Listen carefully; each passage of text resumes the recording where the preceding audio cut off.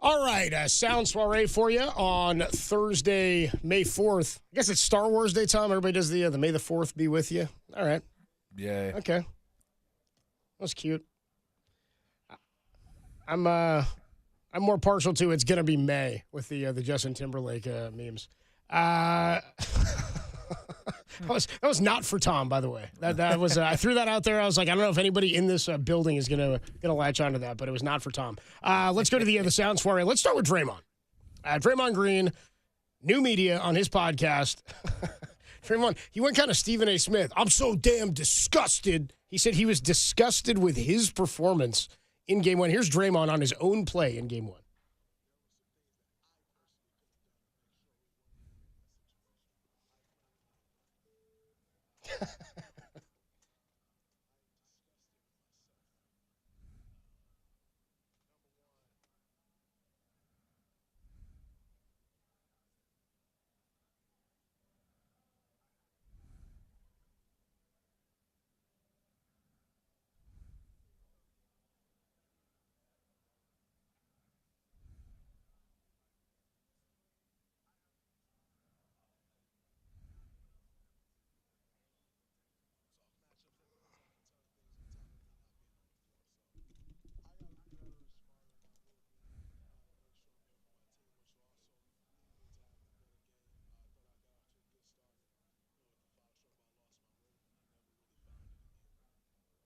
Man, I like that. It's cool hearing LeBron say things because I think you and I are both in agreement. Both teams played well. There's just some things, if the Warriors want to win that game, it's things like that on the margins. And Draymond saying, I can think of two things that I didn't do well enough. Number one was fouls. Number two was the Vanderbilt putback, but almost as good as his last number two.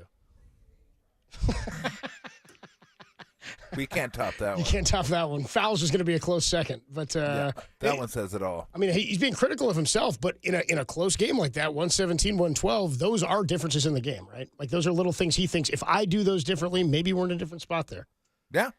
No, absolutely. Every possession is meaningful, especially when it comes to the postseason. You look back on it, and it'll be a 3-possession a game or 2-possession game score-wise, and you're thinking, man, if this one could have just turned out a little bit differently, or if I would have that's what I always thought when we lost a game, like, man, if I could have got that rebound, if I would have been in the right position defensively instead of screwing up that rotation, or if I would have tried to take that shot, if I wouldn't have tried to force that shot, if I could have all kinds of stuff goes through your head at the end of games when you lose, and you go back to 1 or 2 possessions, and these games are so close. Well, unless it's Boston Philly last night, but they'd have to go back. Right. They'd have to go back and look at like 15 different possessions that turned out differently. But for the most part, these games would be pretty close, and you look back and you're like, oh man, if I could have just done that, that would have turned out differently. That pool situation doesn't happen. Happens all the time. Yeah, if he's thinking about the putback, let's just say the Vanderbilt putback is 1, right? That's 2 points, okay? So they're down 3 when Poole heaves that 3. That situation doesn't even play out the same way because now LeBron doesn't shoot a 30-footer on his way down because now the Lakers have to score if the scores hold the same from that point, right? Like, it's a 2 I mean, that's the whole sliding doors That's the stuff. domino effect, yeah. but that's really the moment you're looking at how it played out because he says we shouldn't have been in that situation, not the 5-point loss. It's how close it was inside the final minute.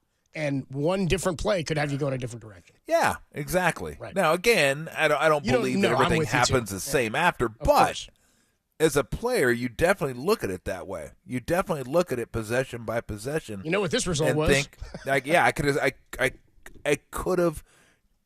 have changed that result, but I didn't. I did this, or this happened, or whatever. That I need to take care of that. That's something I have in my control that I can take care of, and that's going to give us a better chance at winning the ball game. Let's move on to a little bit of. Yeah, that's right. True. Let's go to a little bit of football sound here. John Lynch, you can check out the full podcast on the KNBR app. He was on with Murph and Mac this morning.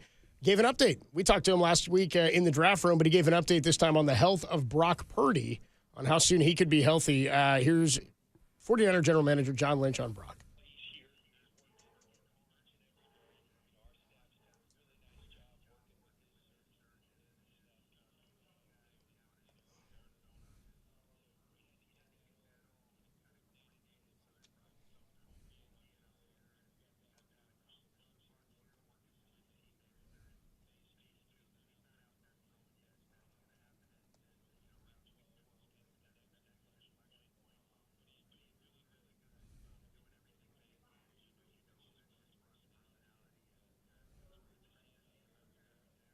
All right, there you go.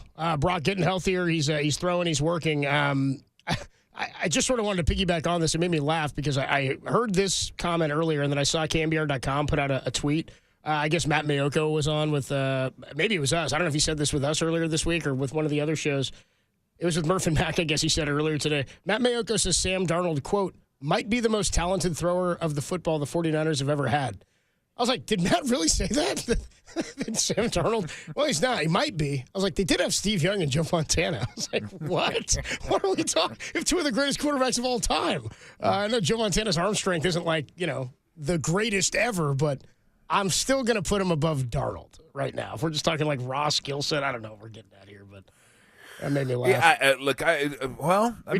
that could be the case. There's probably a lot of guys out there that aren't even in the NFL that like, wow, that guy could really throw it. Oh, of course. That guy's got an incredible Jamarcus arm. from the knee, huge arm, right? Yeah, and then you watch and you go, yeah, but he has nothing else to go along with it. So it's not just about the arm. We've talked about this before. Quarterbacking is so much more than arm strength. It's great to have it, but there's so many other things that you got to have that, Joe was just spades in leadership and accuracy and recognizing defenses and knowing where to go with the ball. Yeah, the poise, knowing where to go with the ball before it's that kind of stuff that some guys just never get. And it's great. You can throw it through the barn door, but it's not coming within 10 yards of anybody. Like, well, that doesn't do anybody any good. So, look, he got drafted third for a reason. The guy obviously has talent.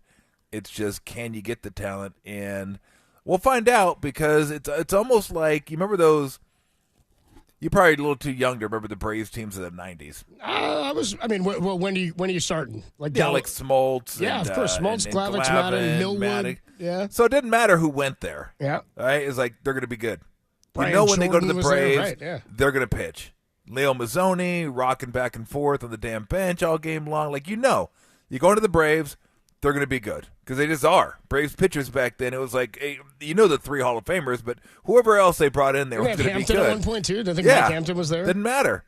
You almost feel that way like with like you're going to get the best out of somebody when they're with Kyle Shanahan. Yep. Like if Darnold goes anywhere else, maybe you look at him and go, I'm not sure. Wasn't very good. But it's funny now that he's here and he's with Kyle Shanahan, like, ooh, we might actually see why he was drafted third overall. Like, this guy might actually be maybe he won't be, but I think that's the kind of credibility that Kyle has, and we'll see.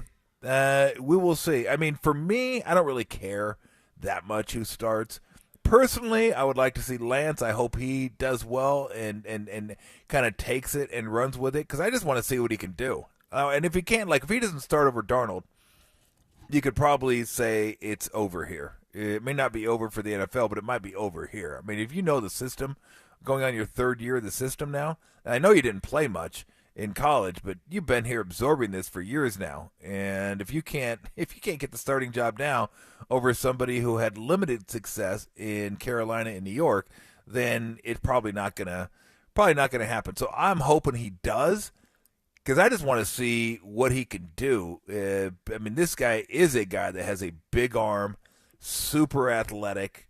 We know the things he can do without throwing the ball, but can he do the stuff that we're talking about? Does he recognize the defense? Can he throw with touch? Can he lead receivers? Can he lead? Period. Does he have poise that you were talking? Does he have all those other things? Like, we know the tangible things he has. That's why he got drafted where he got drafted, because of the tangible things. And by all accounts, he's really smart and he's a hard worker and all that. But you still got to put that into use when it's game time. You still got to be able to do it when it counts. And I'm really hoping he does. I mean, he seems like a really good kid and someone that you'd like to see. I just would like to see him and see what he could do if given the chance. He's going to have to earn that chance, of course, during the offseason. But this is it. Like, he's going to have an opportunity that may not come around here again. It may come somewhere else. but he may end up being Sam Darnold, where he has to go somewhere else, and people are like, okay, fresh start, let's get him in here, and he won't have the pressures of being a quarterback for a team that's trying to win a Super Bowl. Then the Matt Maiocco at Tennessee will be like, this guy might be the best thrower of the football we've ever had in Tennessee. At Tennessee. Moving on, we have a whole summer to talk about the 49ers quarterback situation. Oh, boy. One more here from Logan Webb. Then Baseball. One more. Thank you, Logan Baseball. Webb. Logan Webb, I told you about this yesterday, and then we got the audio of it. Logan Webb said, hey, we were resilient getting 2 or 3 from Houston because we were not in good shape leaving Mexico City. Logan Webb on the bubble guts of the San Francisco Giants locker room.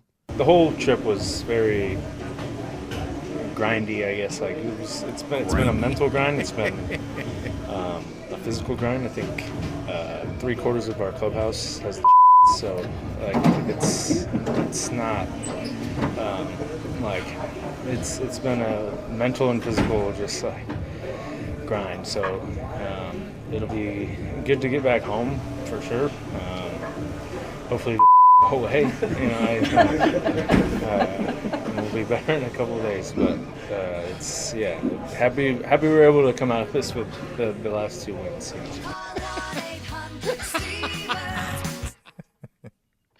Oh, man. He literally could have ended it after he just said the bleeps. Yeah, that the bleeps. That could have been the end. We didn't need more. We knew what you were saying, We did bro. not need more. Knew exactly where he was going with that. In fact, yeah, well, they did win 2 out of 3, so maybe they had to give him the bleeps more often. Maybe they're lighter on their feet. Yeah, exactly. 3/4 of our clubhouse has the Oh, dude. We got to ask FP when he sits down for the face-off if there was a line for the bathroom on the team flight on the way home. We'll ask him if there was enough toilets on the charter. On the other side, you got to hear what Pat Beverly says Russell Westbrook told him about the Lakers winning a title, and it's a 6 o'clock tip better than a 5 o'clock tip for the crowded chase tonight. We got that coming your way. Warriors and the Lakers, Game 2 right around the corner, and Farhan Zaidi is going to be by at 4:50 to talk a little Giants baseball. But the Laker and Warrior matchup continues tonight. Tolbert and Copes on the Sports Leader.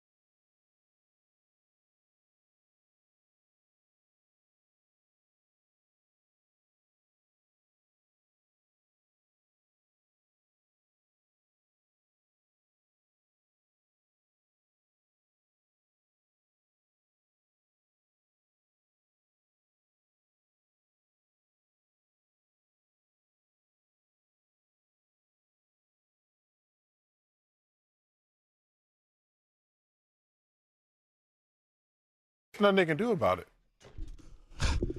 They're gonna have to figure something out. Wasn't Draymond's too little. no, wasn't a. I love Chuck saying that too. Calling big men too little. Come on, Chuck. Nothing they can do about it. Made a career on that. All right, Warriors and the Lakers tonight. This one made me laugh. I saw this a little bit ago. Popped up on Twitter. So Pat Beverly, one of the mouthiest guys in basketball, he's got a podcast, and he's been pretty entertaining on his as well. He was with the Lakers, as was Russell Westbrook. Both were traded away, and apparently they were together recently at like a gym somewhere, playing some basketball, doing something. And it's the same as like in every sport. If a guy's on your roster at any point and you win a title, that guy's generally eligible for a ring. I think they can. I think the team almost always will give the guy the ring, right? Tom, is that the deal? Like, didn't Jose Calderon get a ring? Man. Didn't they offer him one or something when they signed him and then decided, you know what, we need Verjao? Was that who? What was that, Derek? Oh, man, I don't remember. Oh, Bielitsa got one last year. Yeah, he was off the team then. Right, but if you're on the team, same as in baseball, if you get called up for 3 games and the team wins a World Series, you don't get a full portion of the bonus usually, but you're eligible for a ring as you were on the team. Well, who else were you saying, Derek? Nomar got one with the Red Sox. Is that right? Was he on that 04 team early in the year? Wow, he got traded at the deadline. Oh, Nomar Garcia-Parra got a ring with the 04 Sox. That's funny. Here's Pat Beverly talking about his conversation with Russell Westbrook. And apparently Westbrook told him his thoughts on the Lakers winning a title and what he would want to do with a ring. So I'm working out today, right? I'm in there, I'm grinding, I'm doing today's back day. Obviously, I'm feeling under the weather. I haven't eaten one thing all day, so I want you to understand what I'm trying to tell you. I'm working out, I'm doing back, arms, hitting it. Russell Westbrook walks in. Hey, Rusty. Rusty, I told Rusty, yeah, I beat you to the gym today. Yeah, I beat you to the gym today, Rusty. You're the reason why I'm in here. You posted me up first play, got an and one. Didn't forget. Rusty goes, hey, Pat, Lakers win. I want my ring. I ain't gonna lie, Russ. Boy, we gonna be suited and booted, boy. I'm gonna be right there waiting on that ring. Okay. So I don't understand the initial interaction. I guess he's Just to make clear, it was back day. working a bit. Yeah, but he was working his arms, he said, too. Yeah, back Chest and tries, backs and buys. Yeah. Thank you, Tim. Yeah, I'll add Tim Ryan. It's so funny. Like, if you're a guy it's sort of like the way I thought about the 2020 shortened 60-game season for the Giants. Like, me and Murph would talk about that, and he'd say, well, if the Giants were to win that championship, would you count it? And I said, yeah. They just won 3. Throw that one on the pile. But because the Dodgers had been so many times and lost and not gotten one regularly, it leaves you with a little bit of a bad taste in your mouth. Like, if LeBron were the one traded away from the Lakers and they went on to win a title, I'd be like, yeah, LeBron, throw that thing on the pile. Like, just toss that in with all your other rings. Why not? You were a part of that. Yeah, for sure. But when you haven't gotten one, I mean, I don't know if he's poking fun or whatever, but I mean, Westbrook, maybe that's also his feeling like, hey, I've earned it for all the beating I took there and the Westbrook stuff and what a bad situation that was. I mean, I don't know. Guys feel differently about teams they're on than the fans feel about their performance on said team. I have very little time to get to the gym, so I have to scope my guns at the office. If you heard me counting, I did over 1,000. So what do you do? What do you do with it? That's what I mean. You're going to wear Do you it? display it? You wear it? Hey, you got a ring. Yeah. Hey, remember that game against the Warriors, game 3, when you got... Nah, I was off the team by then. Oh, what about the first round against the Grizzlies when you guys had that 40-point win? Yeah, I wasn't there. You weren't there for the playoffs. That's where it gets weird. You I don't weren't even there. know, like, what do you... Like, I wouldn't want to display it. I wouldn't want to show it. I wouldn't want to wear it. Again, you weren't there. Like, you were not there for the ring. I don't know why you would want that. What, to remind you that you weren't there? To remind you that they got better when they traded you away? To remind you that they wouldn't have been in that position had they had you? Like, I don't get that. That players, like, if they give it to you, whatever. But I wouldn't ask for one. I wouldn't even really want it. If they sent it to me, I'd be like, whatever, cool. I'll just put it in a drawer somewhere. It's like, how could it mean anything to you? How could it hold any sort of value. You didn't leave after. They got rid of you because you weren't good enough. Like, they thought we would never have done this with you. They got rid of him because they're like, if we want a shot this year, we're not doing it with this guy. Almost feels like a pity ring. It is. It kind of is. It's like, thanks for your contribution. I pity the fool. Here's your ring. I pity the ring. I pity the fool who wears his ring. Prediction. Win the championship. Bling. Go ahead. Wear the ring. I don't know. I don't get it. You know the one. It seems odd to me. The one that gets me always, that I think has got to be, and I'd love to, if we ever get a chance to talk to him. I know the Cardinals were just here, and he does broadcasting for him. We'll have to do it maybe when the Giants go out there. Is Benji Molina in 2010? Mm-hmm. Giants traded him to the Rangers. He played against the Giants in that World Series. But right. The thing I think about with Benji is he was here in the down years, right? Like, he was such a big part of the grooming of guys like Matt Cain and Tim Lincecum and Madison Bumgarner and the bullpen guys and Sergio Romo and all the young guys that come, Brian Wilson, right, who's a starter. And sometimes those guys who help you build that sort of growth. Like, I think about Jarrett Jack with the Warriors being that guy. Like, he was a great sort of bench player for them, or a nice veteran when they were trying to get to where they needed to go, but he wasn't eventually there when they won it. For Benji, I feel bad, but I also wonder if he looks back at that and he's like, had he won it with the Rangers, would that ring have meant? I mean, it would have meant something because he won it, of course. But it's different than winning it with the team you've been with for the last 4 years and then watching them go do it. That one's got to be weird. Well, I think anytime you go through the playoffs and you win, you feel like a part. I did something. And like, if I'm Benji Molina, I wouldn't want the ring from the Giants. Every time I look at it, it just reminds me that I lost a World Series. You drafted Posey and traded him. Yeah, and he got one. He already has one with the Angels. Against the Giants. Yeah, against the Giants. So screw you, Benji. He already has one of those. And this is my ring that I got. And, oh, by the way, we got beat by that team in the World Series. So I was going to get a ring either way. But I got kind of like a consolation ring. It just seems weird to me to have a ring to remind you that you lost. They traded you away, and then you lost to that team in the World Series. Again, it was the right move. It doesn't resonate with me. Let's put it that way. It's not like, really that makes sense. I'd want that ring too. I really wouldn't want that ring at all. I'll take my dumb little American League pennant ring or whatever they give you and keep that. But I don't need two reminders that we did end up winning the World Series. 4-5 says, don't forget, games Westbrook played in did help them get to the playoffs. I mean, it's true. They needed every one of those. Also, they may not have needed those games at the end had Westbrook not been so bad.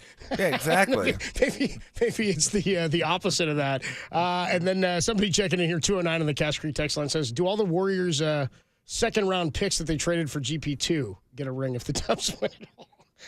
No, because they are not active NBA players. James Wiseman would. How about that?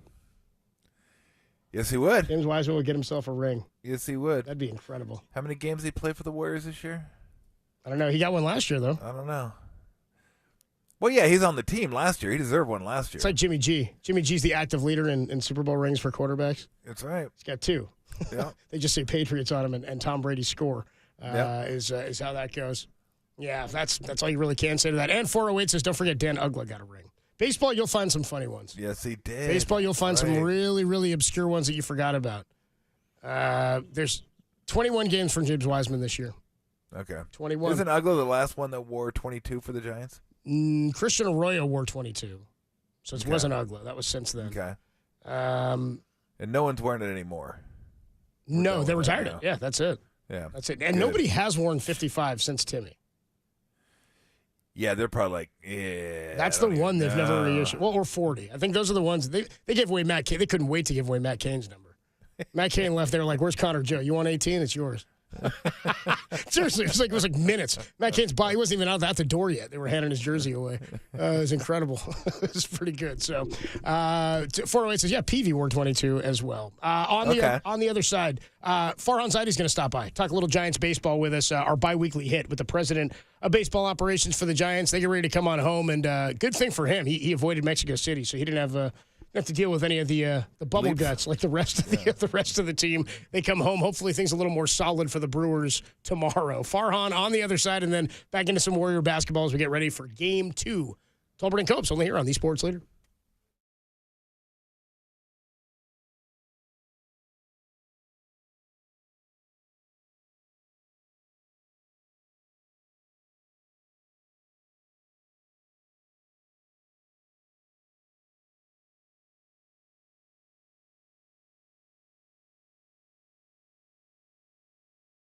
morning. Mike Breen joined Papa and Lund today to preview tonight's Game 2 between the Warriors and the Lakers in the Western Conference semifinals. That podcast and more is trending on the all-new KNBR app. Hey everybody, Mr. T here for Xfinity. Everything moving really fast these days. Everything's changing rapidly. You got to keep up. You want to keep up, especially with your Wi-Fi. You got people at home working, going to school, streaming, gaming, tablets, phones, desktop, laptop. Everyone has to have power. Well, look no further than Xfinity 10G network. All the speed you need and all the reliability everyone can count on. You don't want anybody whining, complaining that lagging, no lag time with the Xfinity 10G network. And if you had a party of 10 times that many people, everyone would be handled. You don't have to worry about it. It takes care of everybody. It'd be a loser party. Everyone's on a device, but even if that were to be the case, you still wouldn't have to worry about people whining about the Wi-Fi. The Xfinity 10G network. Now through June 21st, new customers can get 200 megabit internet on the next generation Xfinity 10G network for just $25 a month for 2 years. Plus, there is no annual contract required when you get equipment, and you get equipment included for free. Wi-Fi equipment, that is. You don't just get equipment. Hey, here, have some equipment. Enjoy. Wi-Fi equipment is included for free. All you have to do is go to Xfinity.com/10G, call 1-800-XFINITY, or visit an Xfinity store today. Requires paperless billing and auto pay with stored bank account. Restrictions apply. Taxes and fees extra after promo. Regular rates apply. Actual speeds vary. You love sports. You love high def. You love speed. Speed for everybody and reliability. 10G style? Oh, you will. Love Xfinity.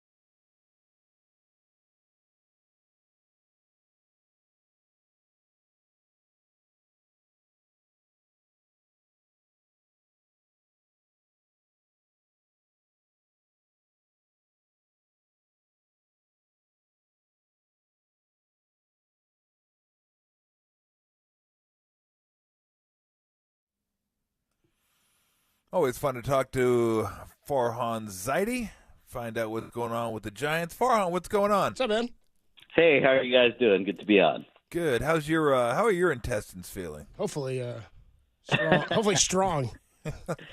Yeah, I went through it like 3 or 4 weeks ago when there was a wave going around here, so maybe that got me immune. But yeah, we had our hands full with that.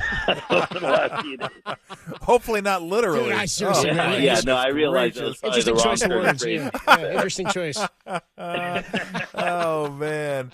Well, I mean, for all things apparently is good pitching. And the last couple days with DeSclafani and Webb, Houston can hit. We know they can hit. They can score runs. And what they did down in Houston was super impressive.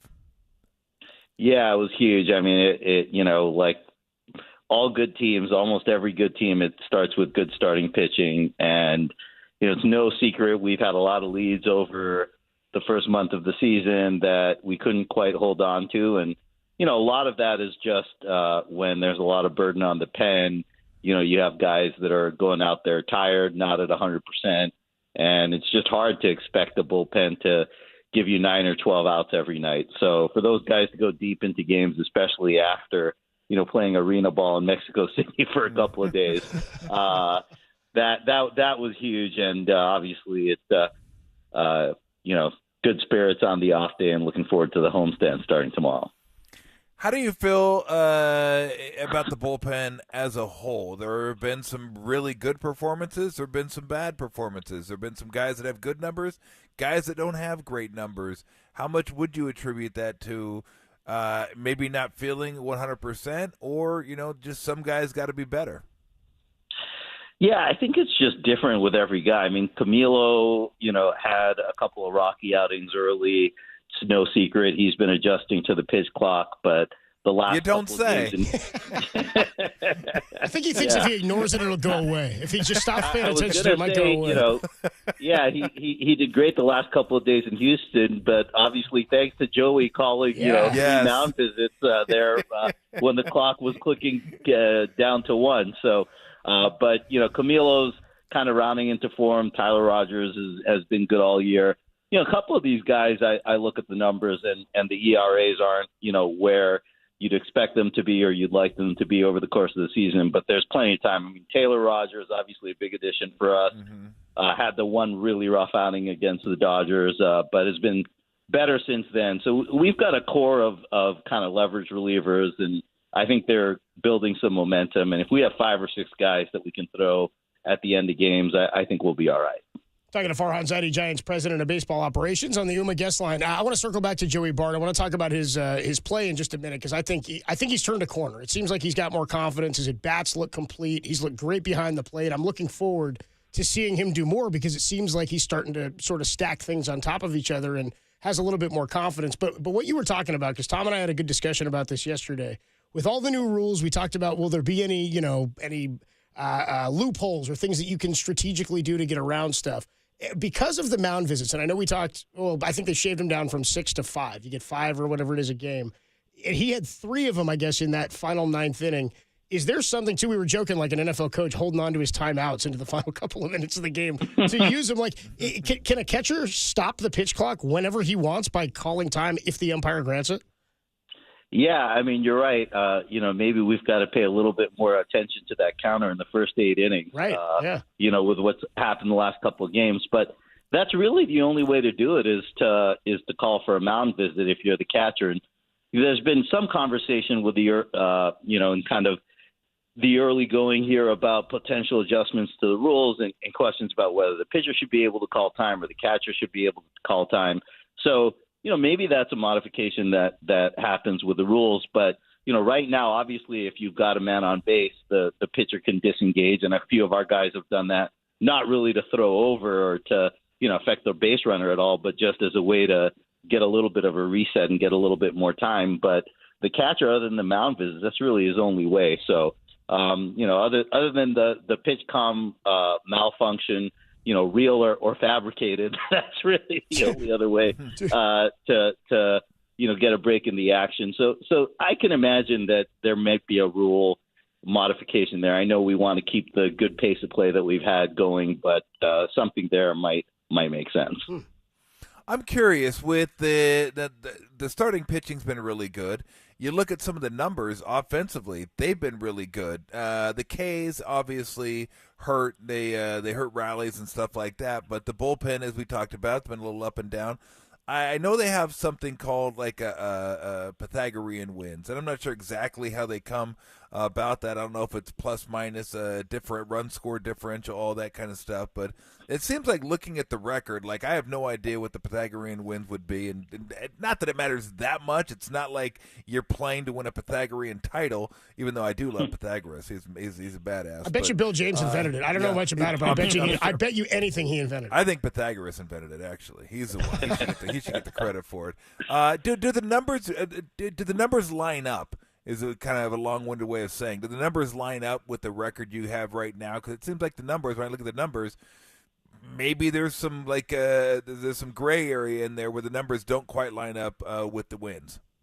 Yeah, I think if you look at sort of some of the underlying more advanced measures of team play, whether it's basic run differential or looking at offensive, defensive pitching performance and putting those together, it looks like we're a little bit more of a 500 team or maybe 16-14 rather than the 13-17 record that we have. So, that's not to excuse things. You are what your record says you are, which is something we've said a lot on this show. But it does indicate that I think we have the makings of a good team. And, especially if we can hold some of these leads and carry some of the momentum we've had from the early innings in these games all the way through to the very end like we did in Houston, then we'll be in good shape. And obviously health is a key component.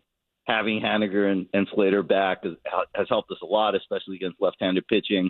Hopefully Yaz and Craw are back fairly soon. But, when our full roster it was just unfortunately it wasn't together for that long. But we think we've got a really good lineup. And like we talked about, the starting pitching is coming along. So a lot of the ingredients are there for us to go on a run and get a little bit closer to some of the teams at the top of the division.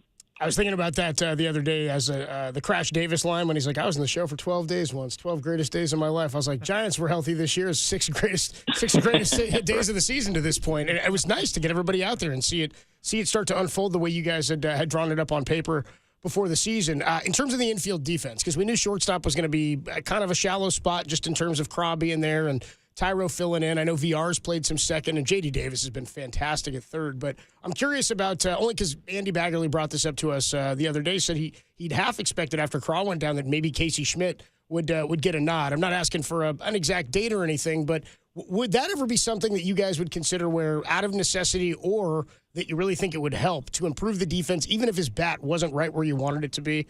Or does it have to be more of a complete, he's got everything figured out before you get him here?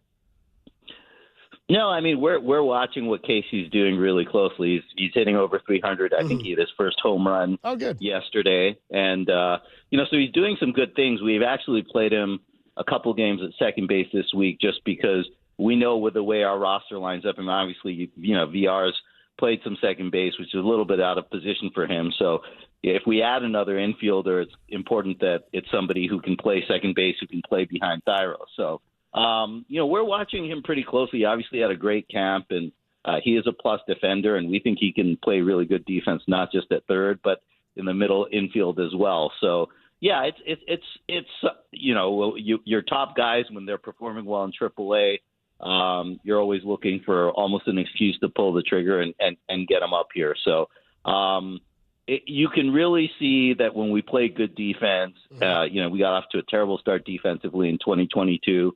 We've been more solid this year, but, with our pitching staff, especially, our top three starters, we just aren't walking anybody, which is really the model that we want to have for our pitchers. The better defense you play behind these guys, the better chance you're going to have. So we're going to constantly look for ways to improve the defense, especially if we have guys internally, young players who can come up and catch the ball and get some additional outs for our pitchers. Couple things that really jumped out to me with Joey Bart's offense is, one, I look down and go, he's batting 302 right now. It's not a huge sample size, but it's enough of one. 302 and only 13 strikeouts in 48 plate appearances, which, I mean, cutting it way down is an understatement. Is he doing anything different?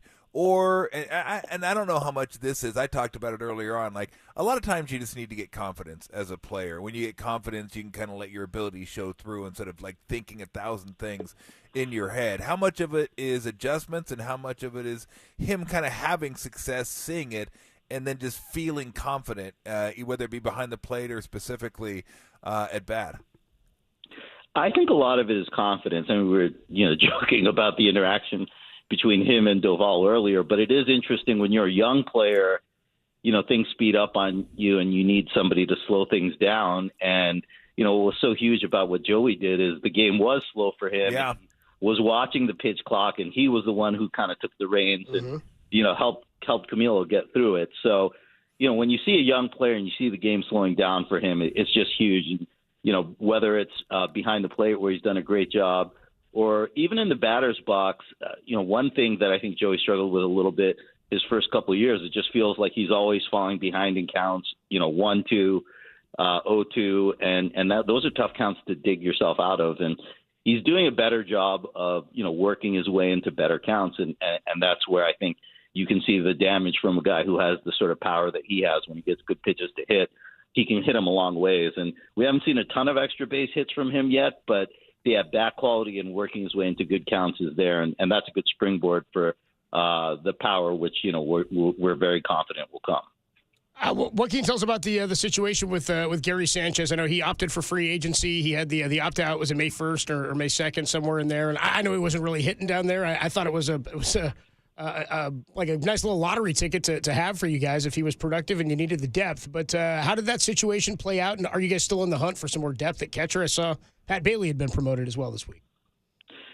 Yeah, early in the season, the situation was a little bit in flux. Obviously, Joey was a little banged up early.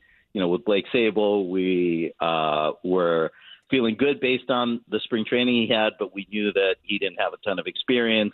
Roberto Perez, obviously, he was our opening day starter, and it's disappointing that he had the injury he did. But, we viewed Gary. I mean, Gary Sanchez is a two-time All-Star. He's had some great years. He's got power. He's got a great arm. And we just figured, let's bring him in, and he needs some reps to get up to speed because he missed out on spring training, and we'll see where we are in a month. That was really the thinking. And a lot of credit to, the young catchers on our team. Both Joey and Blake Sable have done a really nice job. We're really happy with that tandem. They've both shown good things offensively, and our pitchers, I think, have really grown confident throwing to both of them. So that's been a great development. We did move Pat Bailey up to AAA after not a lot of time in AA, but he's a great defensive catcher, and we've got Ricardo Genovez, who we taxied actually for a while when Joey was going through his groin injury that he's come out the other side of. But, these young guys who have been in the organization for a long time, they've been in spring training with our major league pitchers. There's just a lot more familiarity, and so they may have a leg up. But as far as Gary goes, I mean, we'd be interested in bringing him back, but we just didn't have an immediate big league opportunity for him. And a veteran guy like that, you sign him to a minor league deal, and you don't want to stand in their way if there's a potential major league opportunity for them. So he's out there evaluating his options, and we're continuing to talk. But obviously, we're pretty happy about what our young catchers have done so far. Anything that jumps out to you in regards to VR's struggles at the plate? It's interesting. We spend a lot of time looking at, some of the underlying things, the plate discipline, the batted ball stuff. Is this guy getting unlucky? Because, we're a month into the season, these guys are, some guys are over 100 at-bats now. But, if a few balls here and there falling in versus not can make a big difference in your line. And with him, a lot of the underlying stuff actually doesn't look that different from last year. The one thing that we've talked to him about is just being a little bit more aggressive. I mean, he's taken some pitches early in counts that are really good pitches for him to hit. And then, a little bit like we were just talking about Joey earlier, when you fall behind in counts, it's really hard to be a productive major league hitter. So we want him to be a little bit more aggressive, And frankly, look, when you're hitting under 200, pitchers are coming right after you. So you got to go up to the plate ready to swing. And that's oftentimes a good way to get yourself out of a slump, is to just know that guys are going to come right at you and be aggressive, because the first pitch or two of the at-bat might be the best ones you get to hit. How many I'm trying to figure out a way to phrase this. In terms of pitch recognition, because obviously that's a hugely important tool to have as a hitter, being able to recognize pitches and what pitches they are, and then knowing whether they're going to be strikes or not. And I'm wondering, how much better can somebody get at that? Because that seems to be really the key to hitting. First off, you got to recognize what it is and where it is. And if you can do those two things, more often than not, you're going to be able to lay off pitches that are out of the zone and swing at pitches that are in the zone. And then, of course, some guys are a lot more comfortable with two strikes. Some guys get jumpy. Some guys are relaxed. But how much can that improve pitch recognition? Do some guys have it, some guys don't, and you can get marginally better, but some guys' brains are wired differently, so they're going to be better at some things than others. Yeah, it's interesting. This is an area of a lot of kind of research in the performance science realm. The idea of, even getting into kind of the, neural pathways of players and how quickly they recognize pitches, and, how quickly they can kind of turn what their eyes see into physical action. There are all kinds of drills that, people selling software, drills that you can give to your hitters, where you might just see video of a pitch for the first, 15, 20 feet towards home plate, and it asks you to kind of decide whether you're going to swing or not, or say what kind of pitch it is coming to you. It's really hard to obviously translate what you see in the batter's box into any kind of simulation. Yeah. But there's a lot of, training methods that are out there, and, part of what we have to do is sort through them and see what can really help our players. And it's different for different guys. But, going back to the topic of David Villar, he is a guy who's usually pretty good at pitch recognition, and he struggled a little bit that way. One of the things we, like to do when we're evaluating a player, and, even a struggling player, is, has this player been successful in this area where he's struggling right now before? So if they have, then they have it in them, and maybe they're just going through a rough stretch. And David's been really good at recognizing pitches in the past, and he had that at bat in Houston where he went ahead 3-1 and then swung at two breaking balls way out of the zone. That's just very out of character for him. Yeah. So some of it with these guys is to give them confidence that they have the ability and they're not doing things that are out of character, because that's how you can dig yourself into a deeper hole. So they say you start pressing. You don't want to be pressing. Exactly. That's what they say. I want to get if you'd like to offer a thought on the I didn't think it was all that malicious. We had some fun with it. The Mauricio Dubon comments. I just think I thought it was funny that he said he thought he would have more of an opportunity. I was like, 500 at bats is pretty good, man. I was like, I thought 170 plus games was a pretty damn good look. But I want to ask you, in your time as a GM and as a president of baseball operations, situations for guys, because you were just kind of talking about that as you had success in this area before. When a guy is, and for me in baseball, it's maybe more mental than in any other sport, in that you're doing this grind every day, and it's such a game of failure. Situations, I think, oftentimes in baseball elevate guys and present opportunities. I just, not specific to Mauricio, maybe if you want to comment there, you can, but more so on what you've experienced with guys who find success somewhere and not finding it elsewhere. Yeah, no, it's a great question. I mean, it's kind of like they say, history is written by the victors. So Monday night, he had a great game and he helped his team to victory. And, when you play like that, your team wins. You can say whatever you want. Yeah. But I got to admit, not a lot. Yeah, I did have the thought that there must have been a detour on the high road that night. So, but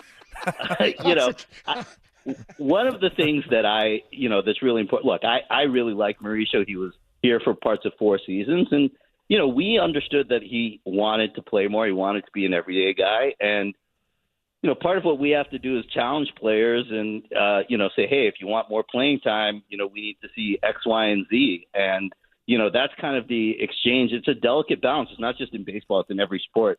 There's a little bit of a chicken and egg. It's, hey, we want to see this for you to get more playing time. And players feel like, I need to play so I can demonstrate this. So, it wasn't a situation unique to him. One of the things that is really important to us is, we want to feel like we're a place where players can come and thrive and right. get the best out of their ability. And, you look at our roster, and there are guys up and down who have come from other organizations and played their best baseball in the Giants uniform. So, that's one thing that, continues to be a point of emphasis for us.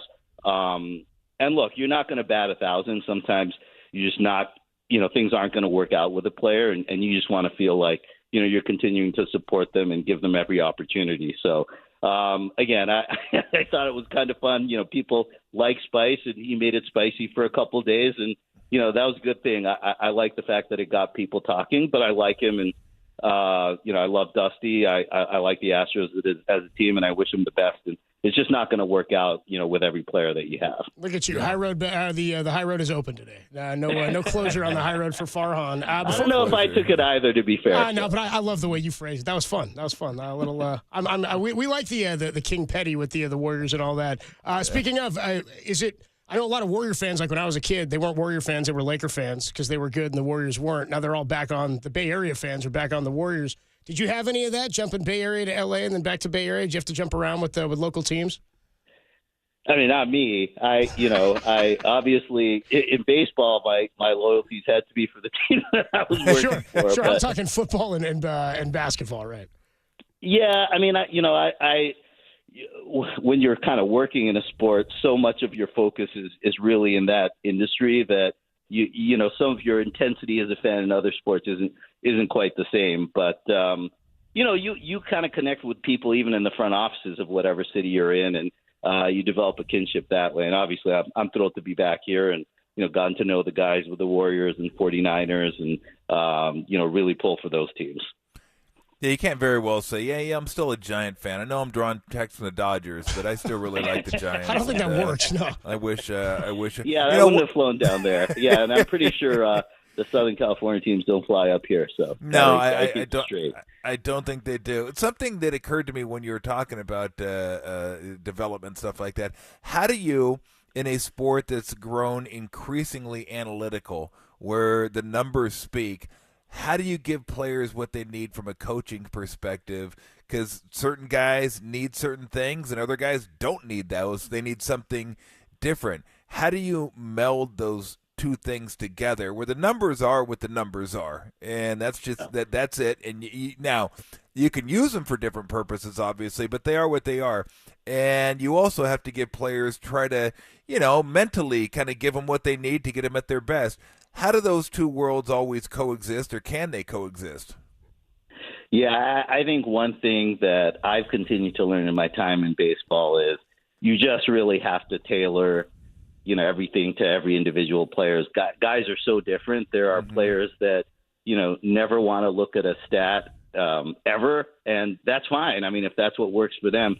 Then there are the players that are analytical and want information and want to take into the field, but even there, you have players that do their own research and preparation. They don't want anything from you. And there are guys that say, hey, give me everything. I really want to be able to process this, and I know you guys are watching closely, and I sort of trust you guys to find information that's actionable and that I can take between the lines.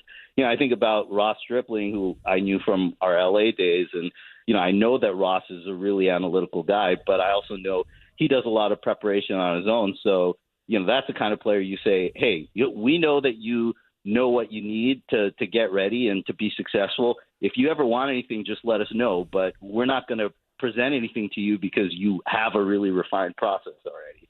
So for us, it's really about, just giving players what they think they need to be successful. And it's not pushing an agenda, and it's not trying to make a player who's instinctively not analytical, look at more numbers than they're comfortable with. That's really the last thing we want to do. So it's just kind of really varies from player to player, and we try to operate that way. Yeah, it's interesting to me because if you have some analytics that could benefit a player that's not analytically driven or doesn't really care about that stuff, as a coach, I would be trying to figure out a way to give him that information without making it sound analytical, like just baseball speak, so to speak. And then maybe some guys who love the analytics, I'd feel like I don't want to overload them and give them too much stuff, so I got to figure out a way to present it to them to where it's not numbers, because maybe they love the numbers too much, and I don't want them to be inside their own head. And it almost becomes like, okay, how do I handle this guy, while giving him the information you think they might need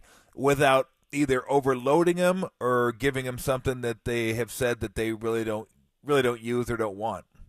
Yeah, I think that's exactly right. I mean, you take a case of, we've talked about a couple examples of players that were finding themselves behind in counts by maybe being a little bit too passive early. I mean, there's a couple of approaches. One is you can just show them all the information, which can be overwhelming, and it can also just feel like you're being criticized when people are kind of laying out all these numbers, and it can be dehumanizing too. Or you can kind of just talk through the thought process. Say, hey, are you finding yourself in the hole a lot? Does it make sense for you to be more aggressive early on? Do you think you can kind of be aggressive and prevent yourself from getting in those holes, and kind of, tell it more as a story than, a series of numbers might tell. So I do think, again, our coaches are really good at it. And, a lot of that information is getting communicated through our coaches ultimately. And we think they just do a good job of knowing what each player needs individually.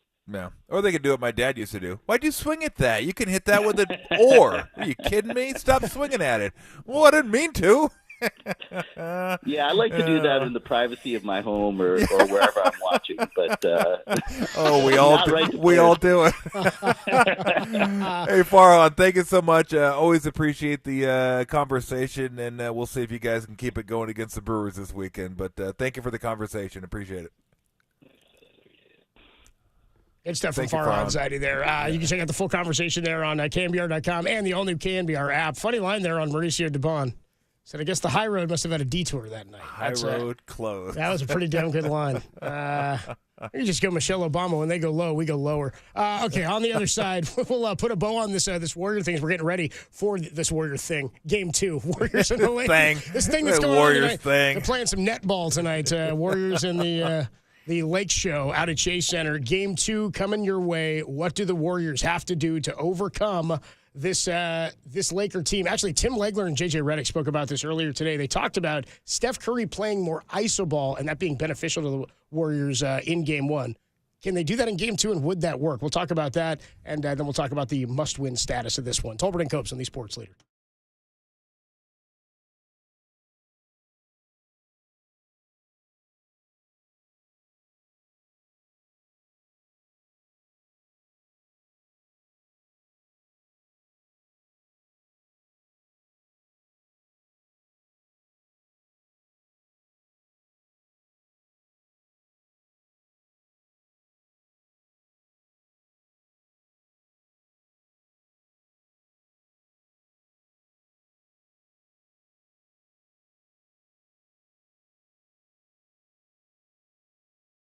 Sam Amick joined Murph and Mac this morning to discuss the adjustments the Warriors need to make in Game 2 tonight. That podcast is trending on the all-new KNBR app.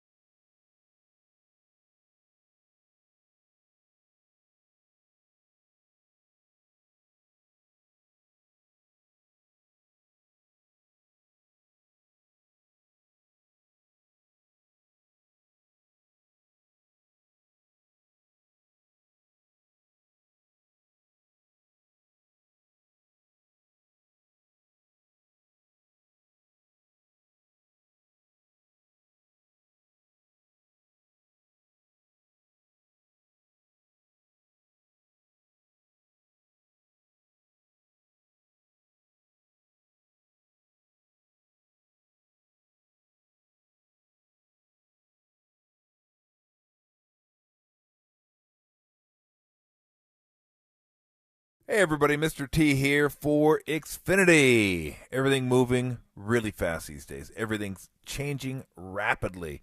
You got to keep up. You want to keep up, especially with your Wi-Fi. You got people at home working, going to school, streaming, gaming, tablets, phones, desktop, laptop. Everyone has to have power. Well, look no further than Xfinity 10G network. all the speed you need and all the reliability everyone can count on. You don't want anybody whining, complaining that no lag time with the Xfinity 10G network. And if you had a party of 10 times that many people, everyone would be handled. You don't have to worry about it. It takes care of everybody. It'd be a loser party. Everyone's on a device, but even if that were to be the case, you still wouldn't have to worry about people whining about the Wi-Fi.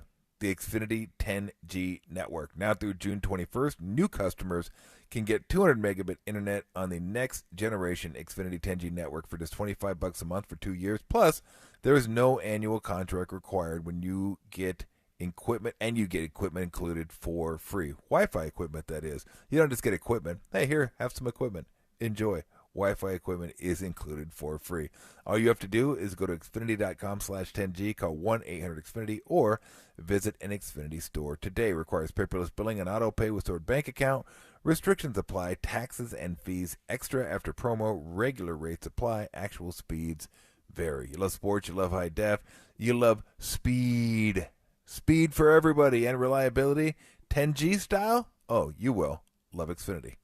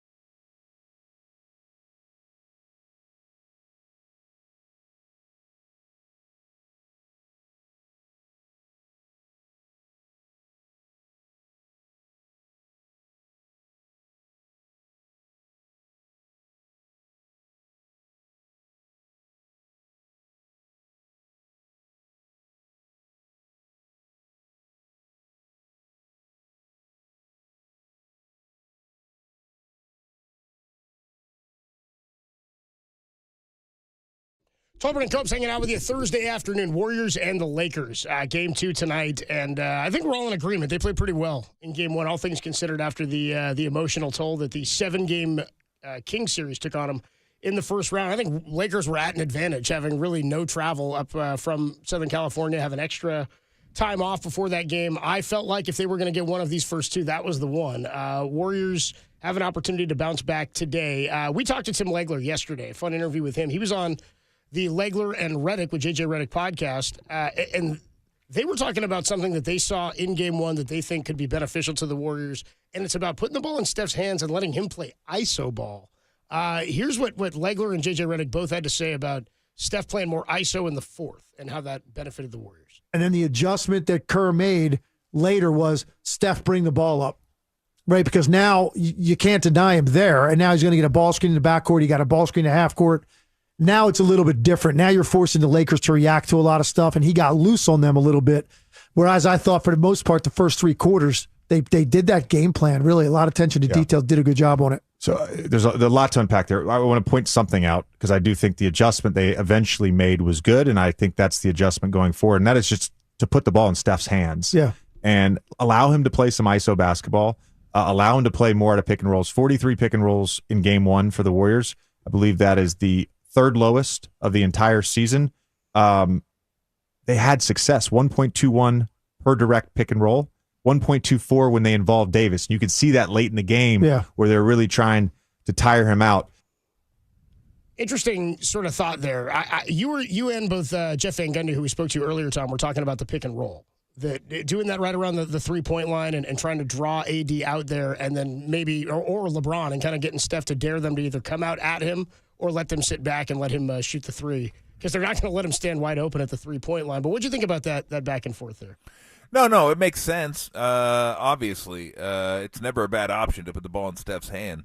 My only concern would be wearing him out if you do it too much too early. It can't be 80% of your possessions or Steph take the ball and go run a high pick and roll. I mean, ultimately they will make the adjustment. They're not going to let Steph just come off and shoot threes. Now, whether that be Anthony Davis coming out and guarding that. Sometimes you can kick a weak side player up there, and like Anthony Davis can kind of still stay low and guard the guy in the corner if you want to play it that way defensively. But, yeah, if he's hitting shots, they'll come out, and I would imagine they're going to run a fair amount of that. But it's not going to be, 60, 70 times they're going to come down and run a high pick and roll. I just don't see that happening. But there will be some of that because that was an adjustment. You're still going to get the ball off the backboard. So to be able to do that, you want to get the ball off the backboard. And my thing is, I want to see how much zone they might play. That's the one adjustment I think they can make. Now you can't give them a large dose of zone. Eventually, teams. This is the NBA. Teams are going to figure out zones and figure out how to attack it. The Kings crushed that zone because Mike Brown knew how to attack it, and he had the guards to be able to do so. Monk and Fox penetrated, I won't say at will, but they got to the creases of the zone, and you get your zone to collapse, and then all of a sudden you're running all over the place. And then offensive rebounding opportunities kind of open up themselves too. It's hard to box out in a zone because you're boxing out an area, not necessarily a man. But, yeah, I mean, all those things will come into play. And can Anthony Davis be the player that he was in Game 1? That's a question. Will LeBron be the player he was? I don't know. Yeah, what's LeBron going to be like in Game 2? Can Jordan Poole play as well and as efficiently as he did in Game 1? So there's a lot of things. Again, games always take on a different form. It's never the same game over and over again. Right, just because you adjust to what happened last game doesn't mean that's what they'll do this game, right? Yeah, well, and there's going to be variations. Sure. There's, like I said, there's always variations. Just because you average 20 doesn't mean you score 20 every game. You're going to have 30-point games. You're going to have 10-point games. You average 20. So I'm interested to see how they start out. I'm assuming they'll start out with the same lineup they started out with, but who knows? I mean, Steve has a propensity to switch lineups if he thinks he has a better option and ride it until it doesn't work and then go back to – I mean, this is always the I guess the reset lineup, right? Like if a factory reset, you go back and Draymond and Looney are right there for you. Those are the guys that are getting it done. Starting out small is certainly an idea you could use against this team, but – everybody better be rebounding, because if everybody's not rebounding, you're going to get hammered on the offensive glass, and then you're not going to be able to run because you can't run, or you shouldn't be able to run. Every once in a while, teams get loose off a made bucket, which shouldn't happen, and that's an automatic timeout just about for Steve. If they score and guys don't get back in transition and lay it up, just like timeout, you can just see the disgust coming through his skin. Like, oh, what are we doing out there? They get back on defense.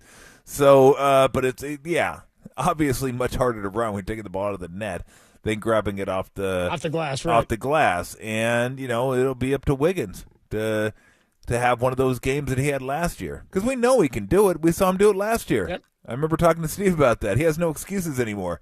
We've seen him pull down 11, 12, 13 rebounds against Boston, against Memphis when they had to, and they needed him to rebound. He got in there, and he rebounded. If they're going to go small and he's going to play the 4, he's got to be the guy that picks up some of that slack in the rebounding. But the one thing I'd like to see him do a little bit more tonight, if they could, is just get the ball and go. Yep. And just run a little more pace. Like, they got up 106 shots. Mm-hmm. Some of that had to do with only getting 6 free throws. Usually you'll have 20 free throws, and that's 7 less shots. So that's still 90, 94, 95. Sure, right. Yeah, it's still a lot of shots. Like, they get up shots. I'd like to see even more. Like, this is not a team that wants to run, not a team that loves to push pace, especially defensively. They struggle sometimes defensive transition. So I would like to see them just go. Push it. They're at their best when Draymond's actually leading the break, because he really pushes it. Like, he goes. Mm-hmm. Sometimes they run with him, sometimes they don't. I always love it when he runs up there and looks around like, where the hell is everybody? Are you kidding me? I push it up here for what? For you guys to, like, jog behind me? Like, if Draymond's going to push, you better keep up and run with him. That way he can dribble into the dribble handoffs, which are always really good. You dribble handoff, and then you roll to the bucket, and you catch the defense sleeping. So that's the one thing I would like to see more. You will see more Steph screen and rolls, I do believe. You will see more of him on the ball instead of trying to get the ball once they get into half court. But I would like to see them just push the pace a little bit more and make the Lakers run. Their 2 biggest stars are coming off 40-plus minutes, so make them get up and down and expend some energy.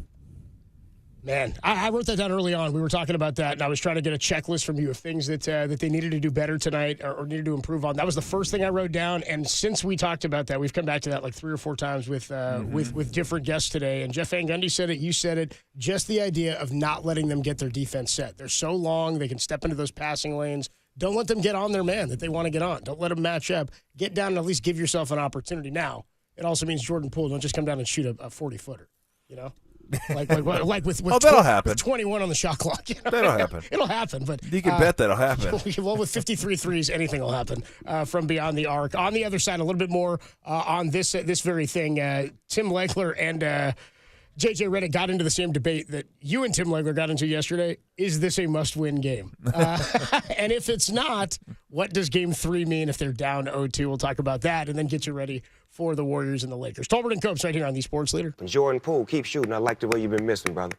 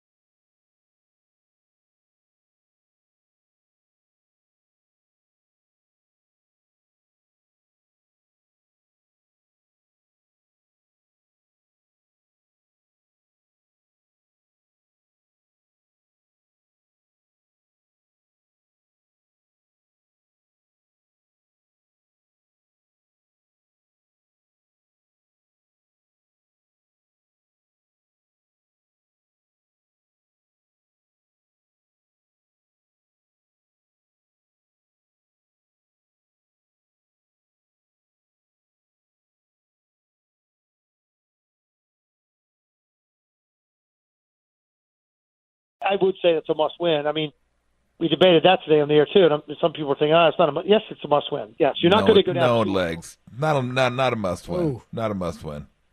You don't think it's a must? You think they get out 0-2, they still win the series? Well, no, I know it's not a must-win because you got to get 4, not 2, to win the series. So it can't be a must-win by definition. You've lost both home games for specific reasons. It's hard for me to then think they're going to go win 4 times in 5 games. That's what I'm saying. No, I get what you're saying, but I'll take you into the courtroom. It's not what I think. Right. It's what I know. Right. So I misread the soundbite that they put on my sheet. It was just you and Legs arguing yesterday. That's all it was. Yeah, you guys heard that. If you didn't figure that out, that was Tom and Tim Legler yesterday. Well, Tom goes, no, because they still have another game. He's like, well yeah. Like, yeah, no, I know. But I get your logic, man. It's not must-win because the season's not over if you lose the game. It's only must-win in your mind, literally, if the season can be over by that loss, because you could, in theory, come back from down 3-0, and you can certainly come back from down 2-0. You know how I know? It just happened. like 3 days ago. It happened on Sunday. Or Monday, I guess. Sunday, right? They wrapped it up. So yes, against the Kings. Yeah, I'm not on the must-win status, but you don't win this one, things get really, really funky going down to Los Angeles. Steph in his career, 42.6% shooting at Staples and crypto. I feel pretty confident about this game, though, man. I really do. I feel pretty good about tonight. Well, I kept thinking if they lose this game, it'll be like Bill Paxton in Aliens, where he goes, "We're in some real pretty bleep now, man." I love that line. We're in some real pretty bleep now, man. Pretty bleep. Yeah, that's good. Tim's digging. He was incredible in that movie. He had some great lines in that movie. I don't know if you've been keeping score, but we're getting our ass kicked out there, man. He had some incredible lines. Game over. Yeah. It's R.I.P. Bill Paxton. Yeah, I know. What a bummer. What a bummer. But yeah, he was hilarious. Game over, man. Yeah. Game over.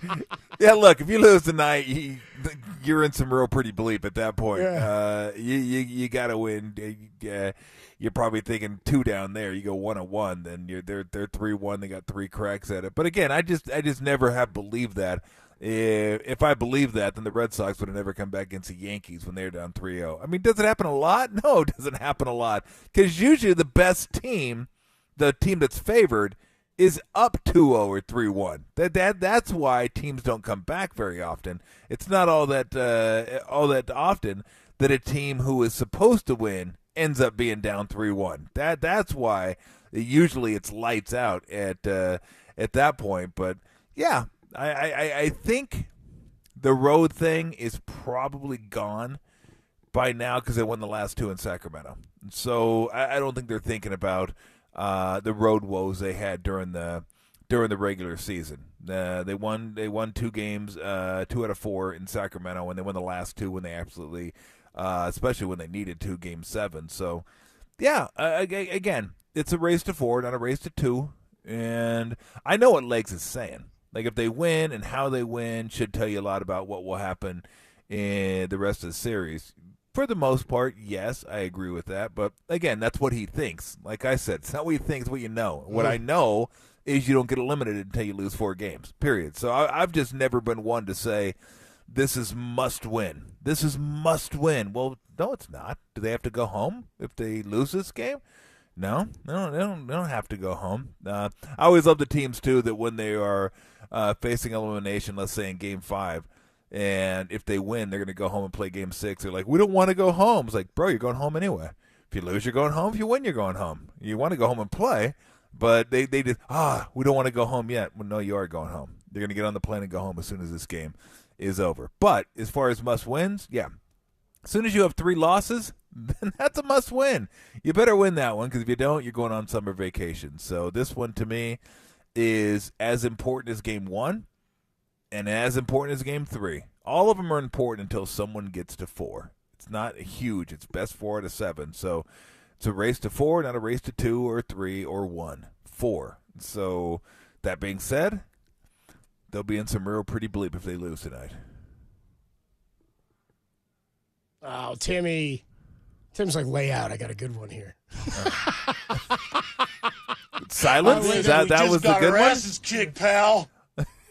We just got our ass. I don't know if you've been keeping track of current events. We just got our asses kicked, pal. I love current events. We just got our asses kicked, pal. You don't have the real. Just pretend you didn't hear the silence before. Yeah, no. Tim's no. He's like throwing stuff back there now. He's upset. He's upset. Oh, he's all mad. He's all mad now. By the way, I was looking up at the Warriors pregame here on NBC Sports Bay Area. I saw JTA was sitting on the pregame with like Mully and them. I was like, JTA, wasn't he on the Lakers earlier this year? Then I was like, wait a minute. So if the Lakers win, he gets a ring, dude. We were just talking about this. Now JTA sitting on the Warrior pregame breaking down this series. But if the Lakers win the title, JTA gets a ring. How about that?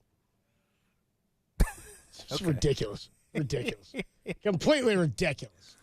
I went to a couple games. Do I get a ring? Yeah. Well, you actually do if the Warriors win. I actually do. I have 2 rings. I think I know. Yeah, I know where they are. I think. I'm pretty sure. They got to be for your kids, right? I mean, or for your. Yeah, that's the Camilla, only reason. For your granddaughter, that's the only reason I think they're cool to pass down to the kids, to the grandkids, and they can keep them, and they'll be cool for them to say, hey, this was a championship ring from the Warriors. Blah, blah, sick. blah. Your dad was on the Steph Curry team. Yeah. Well, no, not him. He played before. Oh, but he won a title. He was there. No, he didn't. He was calling games. He was on the floor, really, per se. Yeah, but for me, they don't really mean anything to me. Like I've never worn one. I put it on just to see what it looked like, and then I took it off and put it back in its case, and that's where it stayed. Every once in a while, someone will come over and ask, and I'll break it out and show it to them. But for the most part, they're just, in a cabinet in their respective boxes, just sitting there and doing that a whole heck of a lot. I probably should do something with them, like put them somewhere safe or whatever. But it's just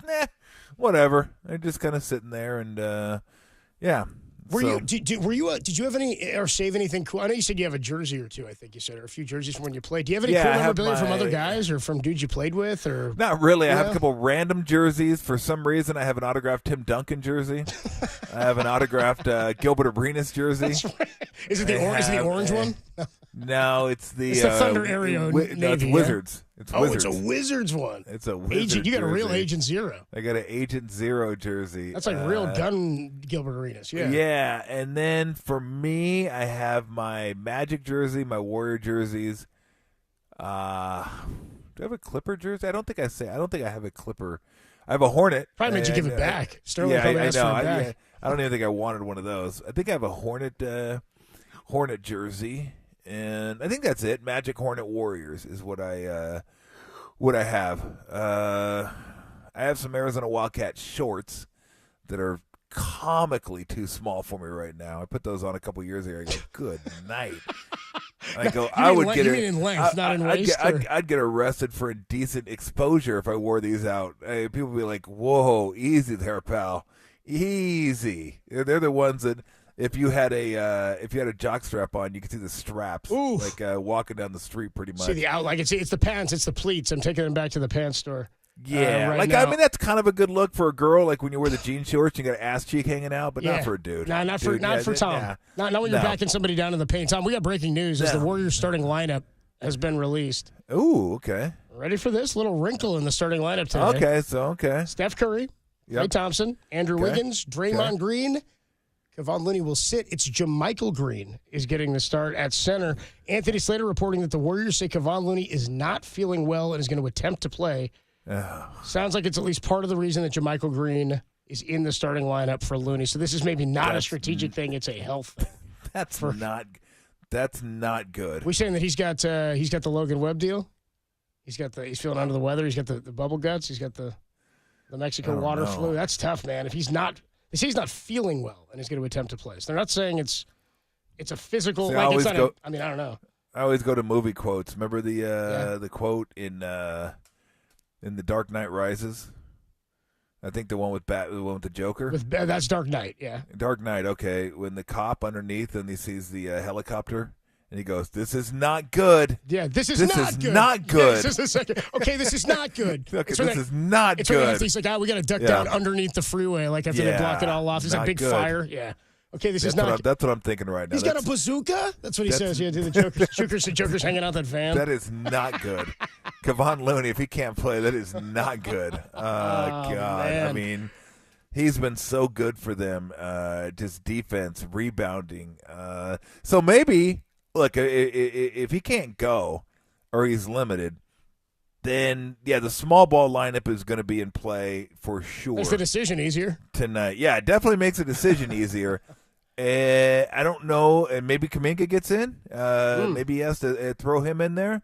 But, yeah, that could be a lineup that sees significant action, and now we're talking big time extremes with perimeter and interior, because it's already pretty glaring, but if you even go smaller, then it accentuates it. Yeah, it's like, okay, we're gonna beat you. I will say this, that when we played, and this is not apples to apples, trust me, I know, but we always used to play at the end of practice, not always, but occasionally we played at the end of practice when I was the Warriors, smalls versus bigs, and the smalls would kick our ass all the time.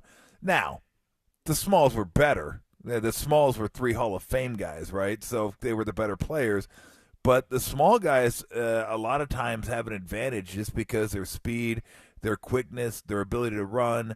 Now, if you can get it inside, then you know what? You're going to have the advantage. You're going to have the advantage on the boards. But if you can box out, if you can get the ball off the glass, now they have to guard you. Now they have to come out and guard you. So could be even a more interesting chess match tonight. If that lineup, when you said it, I go, really? Wow, that's kind of. But now it makes sense if he's not feeling good. So wow, that's not great. Not great. All right. That's not good. If you're just joining us, Kevon Looney is dealing with, he's not feeling well, is the report. And so JaMychal Green is the starter. Kevon Looney is going to try to go, they say.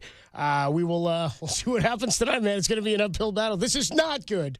He's got a bazooka. Dude, the Joker hanging out of there with that bazooka is hysterical. Have a great call, Tom. We'll see you. Actually, we'll talk to you tomorrow, right? Because you're going to be. You will talk to me tomorrow, yes. So Tom out tomorrow. Me and Kolsky in. Yep. As soon as I am available, I will give you guys a call, and we will break down all things pertinent from Game 2. We will, and reports are that Kevon Looney is going to play. He's just not going to start this game. JaMychal Green is in there as the starter. Tom, have a great call. All right, sounds good, Copes. All right, we will see what FP Santangelo's got going on the other side. Tolbert and Copes, only here on the Sports Leader.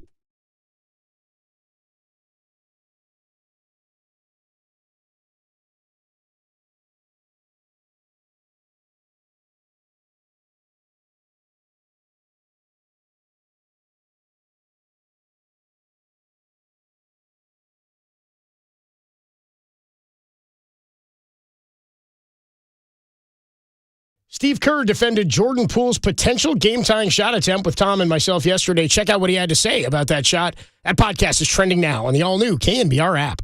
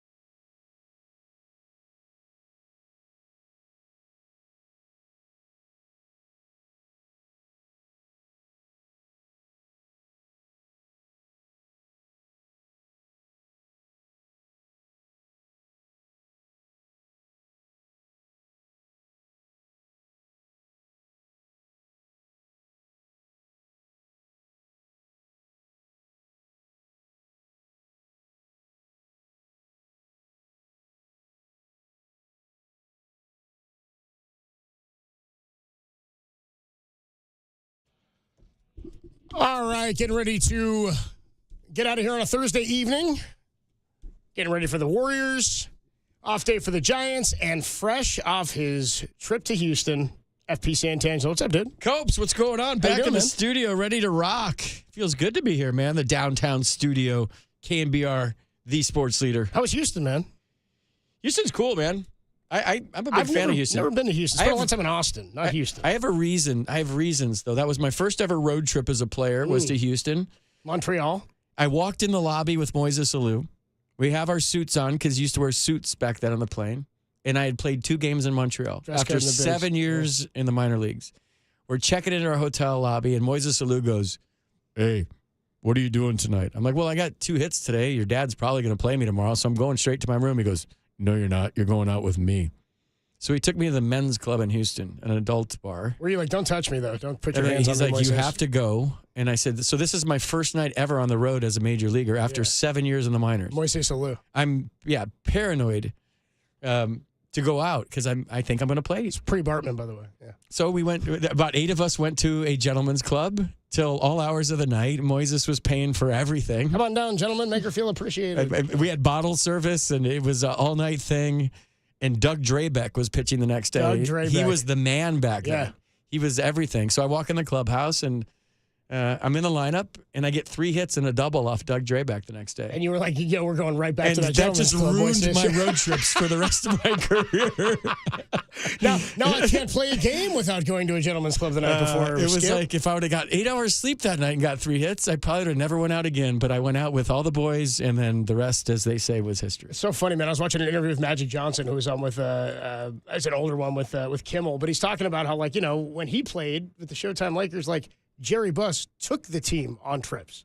Like, I'm thinking now about, like, you know, managers are, you know, well, they get along with their guys and your colleagues and you know each other. Felipe wasn't like, "Yeah, I'm tagging along, boys." No. Plus, by the way, his son is on the team. You know what I mean? Like, I don't think Moises is like, "Hey, Dad, Yeah. come with. I got something to show you." But it's crazy to hear Magic stories because Magic, I guess, wasn't a big gambler. He tells a story about how he goes with Jerry Buss. They're in Atlantic City. And first day they're there, Jerry hands him 3 $5,000 chips. And he's like, I guess he's playing back right. He's like, "Go gamble these." Magic's like, "Yeah, okay." Puts them in his pocket. Next day, same thing, like $5,000. He's like, "Yeah, okay." By the end of the trip, he's got all this money. He's like, "Great, dude. I just cashed them out and left."